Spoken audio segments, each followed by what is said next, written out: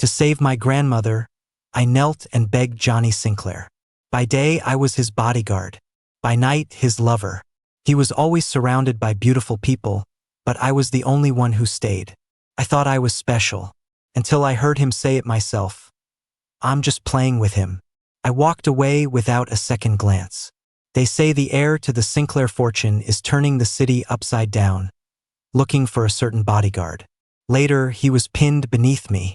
I'm a mad dog, I told him. Don't mess with me. The gala was over. A little while ago, Johnny had a jeweler come to the house and asked me to help pick out a necklace, claiming it was for a client. Now, that same sapphire necklace was sparkling on Isabel's neck, bright enough to blind. He had his arm around her, whispering in her ear. She was smiling, her eyes drifting over to me as her smile widened. I silently lowered my gaze and kept it there until the roar of Isabel's car faded into the distance. In the car, Johnny tilted his chin up, signaling for me to loosen his tie.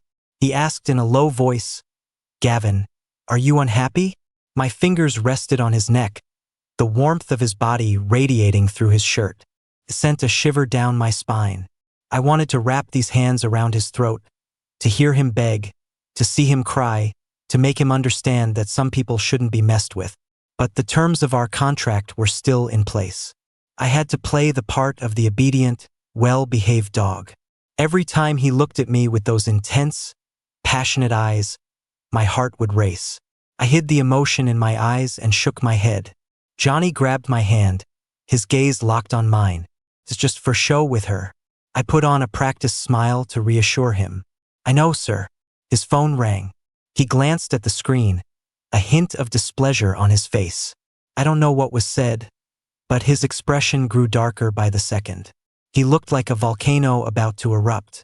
I knew tonight was not going to be peaceful. I was making honey water. He always has to have it after he drinks.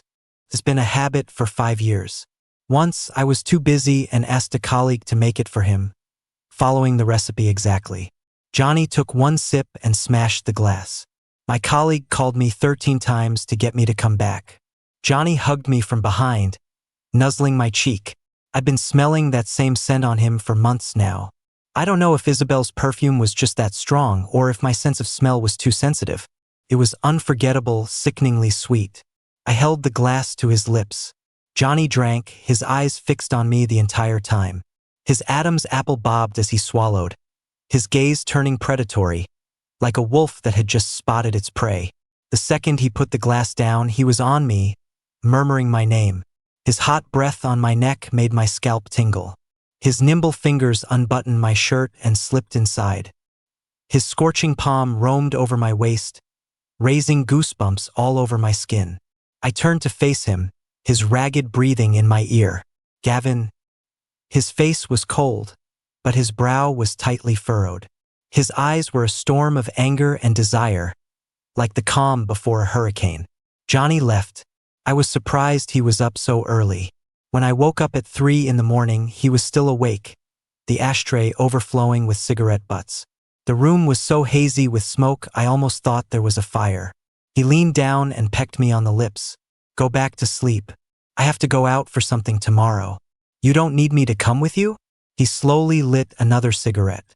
"No, you get some rest." I understood. There were very few times he went anywhere without me, except when he was meeting Isabel.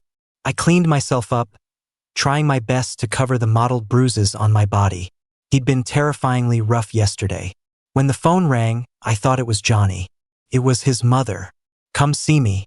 Mrs. Sinclair was Johnny's mother, a woman with a gentle face. She got straight to the point. "Gavin, you've almost paid off the medical debt. It's time to start thinking about your next position."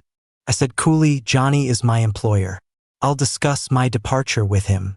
She gave a slight smile. "Do you know where he went today? Why didn't he take you with him?" I secretly clenched my fists. "He told me to take the day off." Mrs. Sinclair's expression hardened, her gaze falling to my neck. I was wearing a turtleneck, and even though it covered the marks, I felt as if she could see everything. Fighting back the shame, I clenched my jaw and lowered my head. "He and Isabel are so close. Did you really think she was just a major client?" You just don't know when to quit. It's better to leave on your own terms than to be kicked out. She sighed, a touch of pity in her voice. A person has to have some self-respect. I hid behind the door, silent. After a long wait, I heard Johnny's voice. Mom, did you need something? Mrs. Sinclair laughed softly. How do you feel about Isabel? When are you planning to set a date for the wedding? Johnny paused. Isabel? We're a good match. She's beautiful, has a great figure, and a sweet personality. It's perfect. And what about your little lover, Gavin? Johnny paused again, then let out a sharp laugh. Mom, what are you talking about? I'm just playing with him. I couldn't believe what I was hearing. My mind went blank, as if I'd been struck by lightning. It felt like a bucket of ice water had been dumped over my head, leaving me numb from head to toe. Though separated by a door, I felt like I was standing right in front of Johnny, watching the mockery dance in those same eyes that had always looked at me with such focus and passion. My fingers started to tremble uncontrollably, and a cold sweat broke out across my body. I wanted to rush in and demand an explanation, but I was frozen in place, my heart hammering against my ribs. All this time, I had been lying to myself. It wasn't like I hadn't seen the flock of admirers around him, but Isabel was always the exception. Johnny sent her flowers and gifts on a regular basis. She was always his date to important events. The designer gowns, the jewelry, the bags, the shoes, Johnny picked out every single one himself. For the past 5 years, I had managed his schedule. I knew his entire daily routine like the back of my hand. Ever since Isabel appeared, that duty had been taken away from me. I still followed him, but now I had a few extra days off each month. My colleagues were envious, thinking it was a sign of Johnny's special favor. Only I knew those were the days he met with Isabel. He always came back smelling of her perfume. When Johnny said, "It's just for show," I think he was talking about me. At that thought, my heart felt like it had been tied to a boulder and thrown back into the abyss. I don't know how much time passed before the door opened. Mrs. Sinclair stood before me. Her smile hadn't changed. She handed me a card. Forget about the rest of the medical bills. This is compensation for the past few years. He may have treated you poorly, but I won't. You took good care of him and you deserve this. My eyes stared blankly into the distance, as if I could still see Johnny's retreating back. It took all my strength not to run after him. The demon inside me was already clawing at its cage, desperate to break free. I heard my own voice, thin and distant. That won't be necessary, ma'am. I was just fulfilling our agreement. On the way back, memories of the past flashed through my mind. I used to work multiple jobs, running myself ragged without a second thought. I survived on bread and water, sleeping in smoke-filled bars at night. I needed money. Someone suggested I try the underground fighting circuit, saying it was a fast way to make cash. As long as you could fight and stay on your feet, you could earn. And if you got lucky and caught the eye of a wealthy sponsor, maybe my grandmother's medical bills could be covered. I was tempted. I was good at fighting. I was even better at taking a punch. Growing up, my father's fists never stopped. He drove my mother away and shattered our family. My grandmother got hit too, trying to protect me. Then one night, he got drunk, slipped, and drowned. My grandmother was old, but she scrimped and saved to keep me in school. I didn't realize back then that a child's innocence can be its own form of cruelty. The other kids found any excuse to bully me, beating me black and blue. Enduring it and running away only made them bolder. So I fought back. It was the first time I realized they could be scared, too. They were afraid of dying. But I wasn't, and that's how I made a name for myself on the circuit. He was dressed in a tailored suit, his leather shoes gleaming, his smile perfect, like a model who'd stepped out of a magazine. He was completely out of place in the grimy, chaotic world of the underground fights.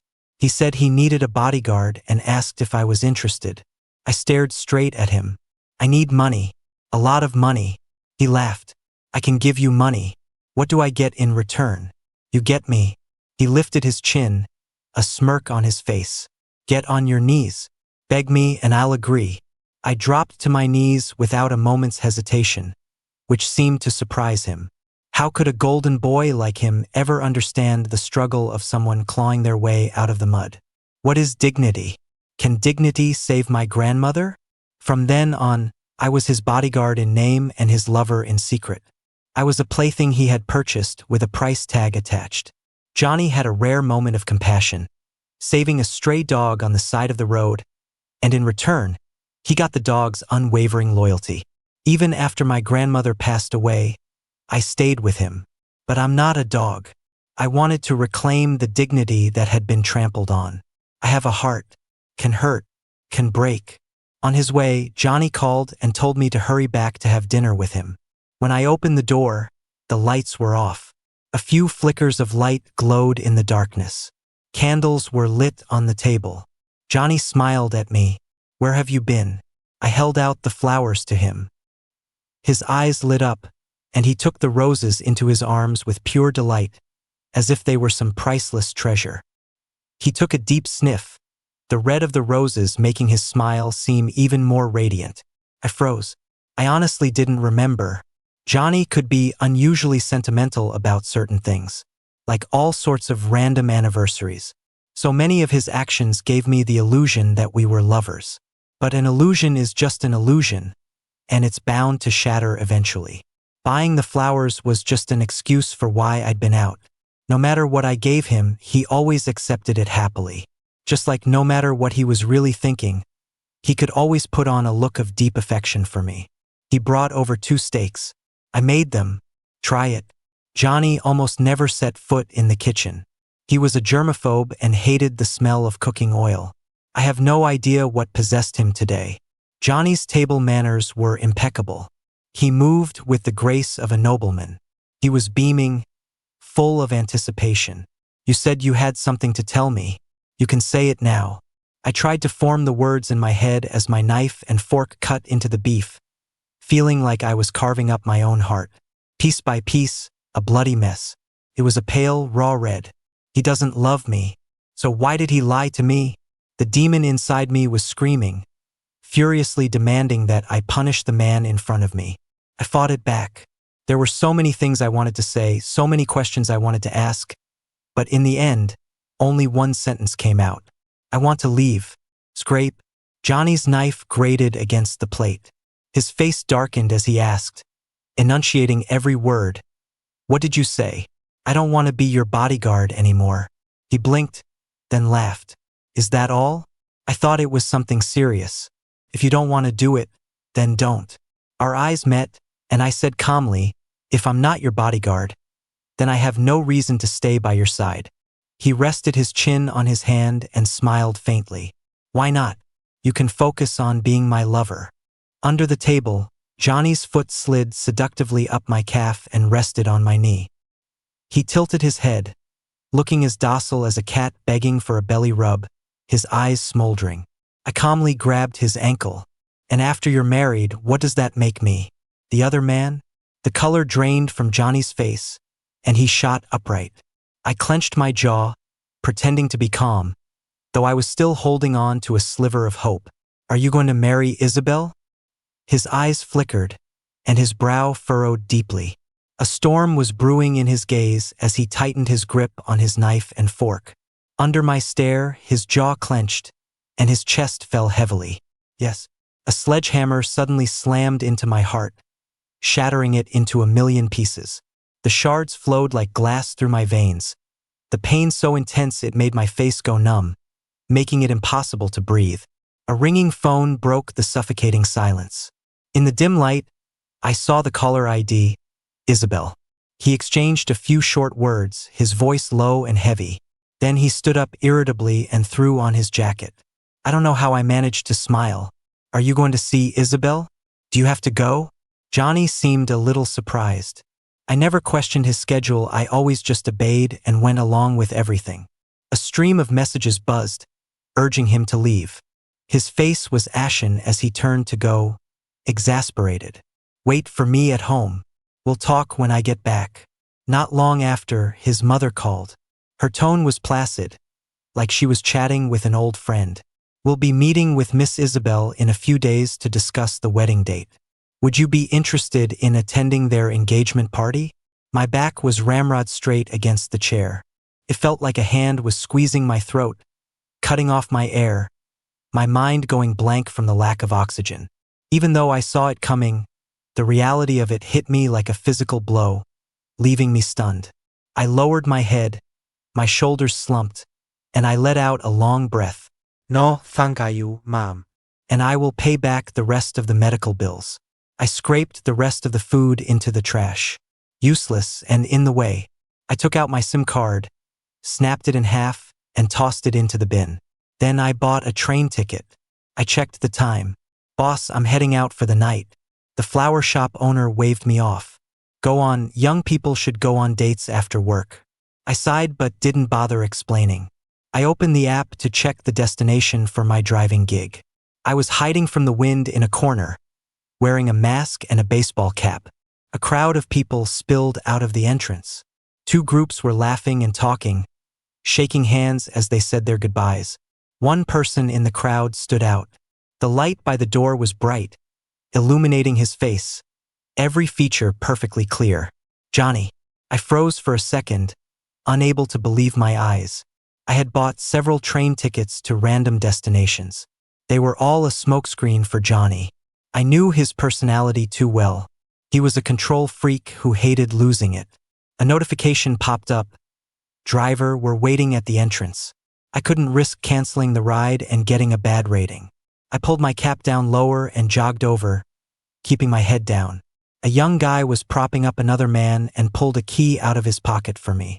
The drunk man was slurring his words. Mr. Sinclair and Miss Isabel's engagement party was fantastic. I look forward to the day you two tie the knot. Here's to a long and happy life together. And may you have children soon. A shiver ran through me in the cold wind. For a moment, I felt dizzy, my heart beating erratically. I squeezed the key until my nails dug into my palm, the pain barely enough to clear my head. I turned to leave. Wait, come here a second. My back to him, I hesitated. He called out a few more times, and even the younger guy started urging me to come over. I kept my head down, and as I turned back, a pack of cigarettes was pressed into my hand. His hand was hot, enveloping mine completely. Drive safe, sir. Mr. Roberts here has had a bit too much to drink. I glanced down at his hand, and a glint of something caught my eye. Johnny was wearing a ring on his middle finger, and it shone with a cold light. I followed his instructions, driving slowly and steadily. Mr. Roberts was drunk and wouldn't stop talking. The young assistant, Chris, looked like he'd lost the will to live. Chris, these rich kids look so glamorous, but they're all a mess behind the scenes. That Mr. Sinclair, he swings both ways. His little boy toy ran off a while ago. Who knows if he took his money and skipped town. But Sinclair has been turning the world upside down looking for him. My heart lurched, and my foot instinctively pressed down on the accelerator. The car sped up, startling Chris. Whoa, slow down, driver. I was walking up the stairs to my apartment in a daze when I noticed a figure standing in the darkness outside my door. Hearing my footsteps, the person started moving slowly toward me. My mind raced. I remembered why the landlord had given me such a cheap rent. On high alert, I carefully backed away a few steps. I just moved in. The person you're looking for is long gone. The figure let out a short, humorless laugh and moved closer. I turned to run, but he was right behind me. My blood boiling, I spun around and kicked him hard in the side before scrambling for the door. He let out a muffled grunt of pain. The sound was all too familiar. I froze for a split second, and that's when he grabbed me, pulled me inside, and slammed me against the wall. Johnny's lips brushed against my earlobe, his voice thick with an anger he couldn't hide. I came here to find you, Gavin. You're really good at hiding. Johnny had been drinking heavily. The strong smell of alcohol hit me with every breath he took. He wrapped his arms around my waist and pressed his forehead against my shoulder, letting out a long sigh. Gavin, come back with me. I'll forget this whole thing ever happened. I stared at the crown of his head, the old affection I once felt completely gone. Why would I go back? He looked at me, lost, his mouth opening and closing as if he wanted to say something but couldn't find the words. As your bodyguard, I've resigned. He immediately shot back. I didn't approve it. I almost laughed out loud. I submitted my resignation. The contract automatically terminates after 30 days. You should brush up on your labor laws, sir. He clenched his fists, his expression dark. I cut him off. Your lover who can't be seen in the light? The third party in your marriage? The other man? You know, I hate people like that more than anything. That's how my family fell apart. A flash of panic crossed Johnny's face. No, it's not like that. I grabbed his hand. What about the ring? Don't tell me it's just a fashion accessory. He turned pale and rushed to explain. It's just a business arrangement with her. There are no feelings involved. You have no feelings for her, and you have no feelings for me. For you, I was just a game. I shoved him away forcefully. Caught off guard, he nearly fell to the floor. With a humorless smile, I grabbed him, pulled him to his feet, and pushed him out the door. Thank you and your mother for showing me the truth. You're a fantastic actor. I was the fool for naively thinking someone like you could have a real heart. Now you can get the hell out. He clung to the doorframe, his grip so tight the veins on the back of his hand bulged. Gavin, what I said that day was just to fool my mom. There it was again. That face, those eyes, that mouth so good at lying. When he looked at you, you'd think he loved you. When he kissed you, you'd think he loved you. In reality, I was just a game to him. A game of pretend love. The contract was up. I no longer had to follow any rules or agreements. I bit the tip of my tongue, the pain clearing my head a little. So what? I'll pay you back the rest of the money. I don't need that little bit of money. Rage flooded my chest. Well, I do. It was for what you call a little bit of money that I knelt and begged you, that I sold you 5 years of my life. He gritted his teeth, his eyes so red they looked like they might start bleeding. Were you only with me for the money? What, for love? Aren't you the one who isn't picky about gender? How many people have you slept with? I looked up at him and said, word by word, don't you think you're filthy? Johnny stayed in the hallway for a long time that night. I didn't hear his footsteps leaving until dawn. I thought that would be the end of it. A few days later, I got a call from a former colleague. He was yelling into the phone. Gavin, someone drugged Johnny and took him. I can't get in touch with him. A bad feeling washed over me. What kind of drug? He stammered, the adult kind. You get it. I dialed the number I knew by heart. A strange man's voice, laced with amusement, answered. Mr. Sinclair, you have a phone call. Want to say hello? I heard Johnny's muffled whimpers, followed by a few sharp, suppressed gasps. Is that Gavin? I knew exactly what that sound meant. Johnny had plenty of enemies and plenty of people who wanted to get him. But no matter what sense of the word get they meant, no one else was allowed to lay a hand on him. The fragile thread of my sanity snapped. The demon I had worked so hard to suppress clawed its way up from the abyss, raging in my chest, making my heart swell with a painful ache. Felt like it was about to burst out. The man said, I'm a nice guy. I brought him back to his hotel. It's perfect, you can come take care of him. I got to the hotel and rang the doorbell. My only weapon was a ballpoint pen. After a long wait, the door opened. Johnny's face was flushed, his eyes unfocused, and his pants were hanging loosely on his hips. There was no one else in the room. He stared at me blankly for a moment. Then his eyes lit up. Gavin, did you come for me? The moment I raised my hand, he lunged at me. He wrapped his arms around my neck and desperately pressed his hips forward. Gavin, is it really you? Help me. I grabbed his waist to keep him still. What happened to you?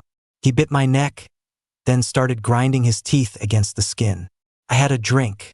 I tried to pull him off, but he clung to me tightly. You drank something from a stranger? Did a dog eat your brain? He whimpered like a lost puppy. Yeah, you ate my brain. It's all full of you. His breathless moans filled my ears, hooking into me. They slowly reeled in a dark, secret desire for destruction deep inside me. My scalp prickled, and I clenched my fists. He cupped my face, showering me with frantic, tiny kisses. The next moment, the cold touch of metal brought a sliver of reason back to my hazy mind. The unknown fire in my gut burned hotter and hotter, impossible to extinguish, morphing into pure rage. I slammed my elbow hard into his abdomen. In the instant he flinched in pain, I broke free, spun him around, and dragged him into the bathroom. I pinned him against the wall and turned on the shower. The cold water drenched him from head to toe, and he started to shiver uncontrollably. I slapped his cheek lightly. "Are you awake now?" He blinked hard, trying to clear the water from his eyes. His throat worked, and he let out a low, repressed whine. "Gavin, don't hate me, I'm not dirty." I stopped. I haven't been like that for a long time. I grabbed his hair and forced his head back. "Before, we had a contract. I would do whatever you wanted, play the part of your obedient dog. But now, I'm not the Gavin you think you know. Your obsession with me is just about a toy that won't obey, and it makes you feel like you've lost control." He should have looked pathetic, like a drowned rat. But with his shirt soaked and clinging to his body, revealing the color of his skin underneath, it looked more like an invitation. My throat felt tight, suddenly dry. "But what I want is something you can't give me." Johnny looked at me with a mix of hope and innocence. "Gavin, I'll give you anything you want." "Anything?" My voice must have sounded terrifying. His face twisted for a moment before smoothing out again. "Anything." I don't know if he was promising me or trying to convince himself. "Just shut up. You have no idea whose blood runs through my veins. Maybe, just like my father, I'm a monster." I sent a text to my colleague to let him know everything was okay. Johnny was still asleep. My fingers grazed his lightly furrowed brow, and he flinched unconsciously. I pulled my hand back. Now he should understand that I'm not normal. He'll stop messing with me. The flower shop got a big order to decorate a hotel ballroom. I glanced at the address and my eye twitched. That evening, Johnny showed up, claiming he was there to see the samples. He was wearing a turtleneck, which was unusual for him, with a scarf wrapped tightly around his neck. I knew what was underneath. I stared at his neck, my mind replaying the scenes from last night. Johnny met my gaze and looked away, flustered. My boss was ecstatic, showing off his skills with unrestrained enthusiasm. He was practically bouncing off the walls. "Mr. Sinclair, let's all have dinner tonight. Gavin, you come too." I refused. "I have a driving gig tonight." Sorry, I'm busy. My boss sidled up to me. "Didn't you say you were coming to my place for hot pot tonight?" Johnny jumped on the opportunity. "Would you mind if I joined?" Of course, the boss didn't mind. He was ready to build a shrine to his new cash cow. When my boss brought out the hot pot base, Johnny's eyes went wide. A spicy broth. It was completely covered in red chili peppers. My boss smacked his forehead. "Oh, I forgot to ask. Mr. Sinclair, can you handle spicy food?" Johnny hesitated. "Yes, I can." Throughout the entire meal, my boss kept piling food into his bowl. Johnny's smile was stiff as he slowly ate the food from his plate. I ignored the pleading looks he kept sending my way and focused on my own food. I walked quickly, the sound of footsteps dragging behind me. I turned to see Johnny stumbling, his steps unsteady. My first instinct was to help him, but I forced myself to turn away. Suddenly, he squatted down, burying his head in his knees, his shoulders shaking slightly. I kept my face impassive, hiding the anxiety I felt. "What's wrong?" His voice was hoarse and weak. "My stomach hurts." He was crying and complaining about pain yesterday, too. Turned out to be a little liar. I waited, but he didn't say anything else. I reached out and pulled him to his feet. It was the middle of winter, but his forehead was covered in sweat. When I touched him, his skin was ice cold. My voice tightened with an anxiety I couldn't control. "I'm taking you to the hospital." Johnny stared at me, then suddenly smiled. "You do still care about me." Acute gastroenteritis. He was curled up in a corner, looking miserable, with an 4 drip in his arm. He blinked a couple of times. "But you were having such a good time." I didn't want to ruin the mood. I went to get his prescription. When I came back, he was on the phone. I vaguely heard him mention Isabel's name. Maybe he was telling the truth, that he and Isabel would only be husband and wife in name. But so what? I ground my teeth. I've always been the type to repay kindness with kindness and grudges with revenge. Johnny gave me money, so I gave him my loyalty. Now that the contract was over, we owed each other nothing. I didn't have a forgiving bone in my body. Without the contract, I no longer had to play the good dog. Without those chains, I was just a mad dog, driven only by desire. That night at the hotel had completely unleashed the demon inside me. I couldn't tolerate anyone else getting close to him. I didn't care if he loved me. I just needed him by my side. If necessary, I would use any means to keep him there. My father was always suspicious of the men around my mother, convinced she would run off with someone else at any moment. Any small act of kindness she showed to another person would be met with violence. In the end, his actions only pushed her further away. I used to think he just didn't trust her, that he was crazy. Now I understand. Maybe I'm crazy too. The only difference is that I'm self-aware enough to recognize my problem. The pillbox crunched in my grip. I put the medicine down, my face a cold mask. He asked, confused, what's wrong? I do hate him. Other people's hatred might make them want to tear their enemy to pieces. My hatred makes me want to break his legs and lock him away. Make it so he can never provoke anyone else ever again. I took a deep breath. Johnny, don't ever come looking for me again. This is your last chance to escape, Johnny. The clicking of high heels echoed down the hall. I pulled on my baseball cap and brushed past Isabel as she rushed in. Behind me, I heard her panicked voice. Don't move. You're still on a drip. Sit down. Johnny cornered me in the stairwell. There's really nothing going on between us. I grabbed his hand. Blood was still trickling down the back of it from the fore. I don't care. He accused me, his eyes red. You don't care? Then what was all that just now? You're cutting me off for good? I thought of the worried look on Isabel's face. She cares about you. She's a good person. You should cherish her. Johnny was so angry he practically screamed. I told you I'm not interested in her. I can't fucking get it up for her. Do you understand? I cupped his cheek, forcing him to lower his voice. Aren't you going to marry her? His brow twitched.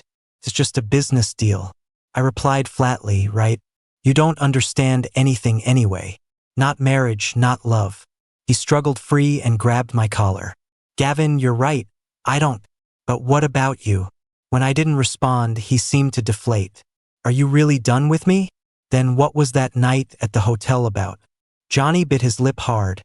His eyes locked on mine, shimmering with unshed tears. I traced his lips with my thumb. Let go. He obediently opened his mouth, a deep indentation left on his lower lip. It looked like it was about to bleed. No matter what, he didn't deserve to be dragged into the mud.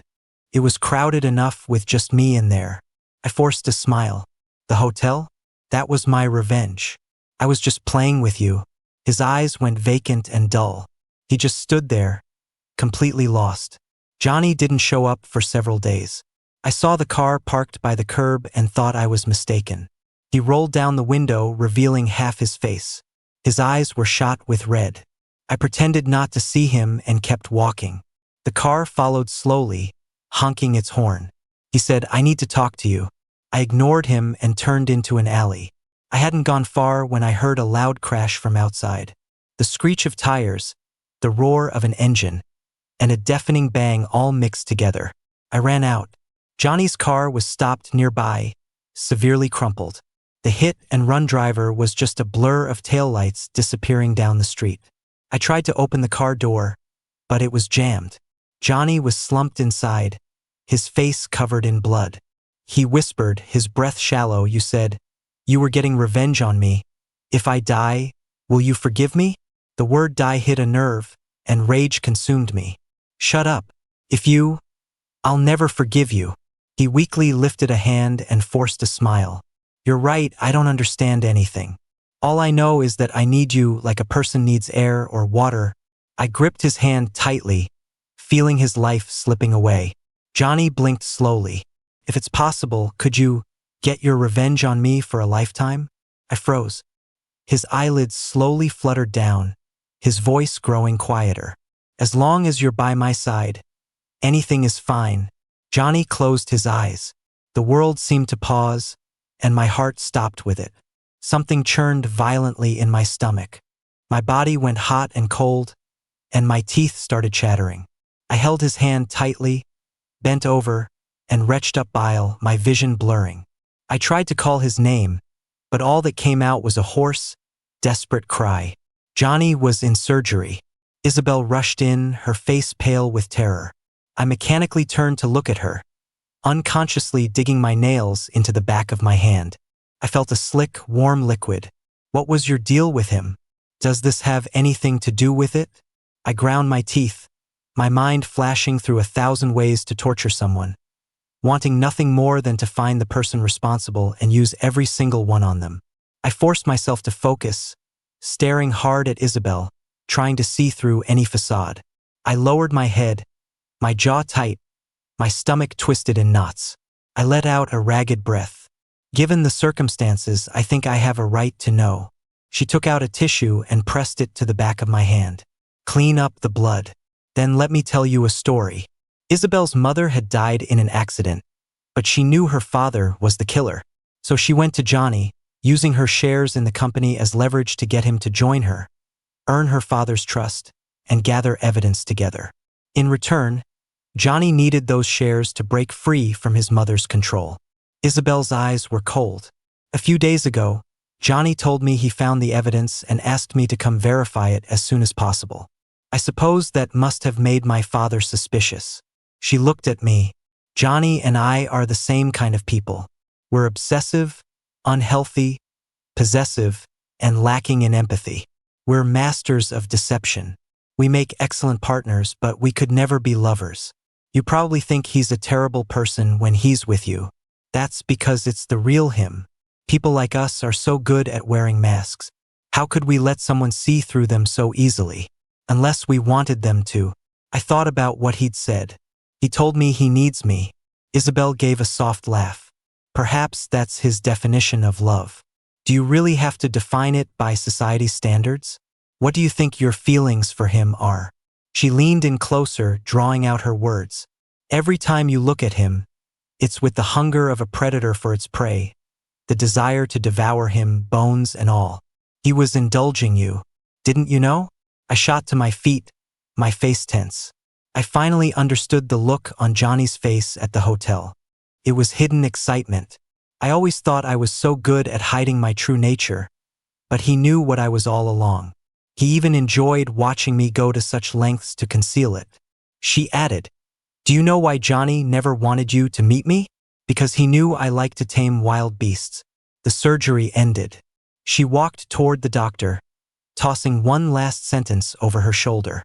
But now it seems the beast has tamed its master. Johnny's injuries weren't serious, and he woke up quickly. Isabel took the remaining evidence and went to file a police report. Before she left, she took off the ring, placed it in my hand, and said to Johnny, "He knows everything. The show's over. I don't need the prop anymore." My face was wooden as I went to put the ring on the table beside him. Johnny said, "Next time I'll pick out a better style for you." The ring felt like a hot coal. I almost threw it in his face. He stared at me, his voice soft. "What were you thinking the first time you saw me? Rich guy, bad temper, trouble." He laughed. "The first time I saw you, I wanted to lock you up and keep you." My mouth twitched. He had certainly managed that. His lips drooped.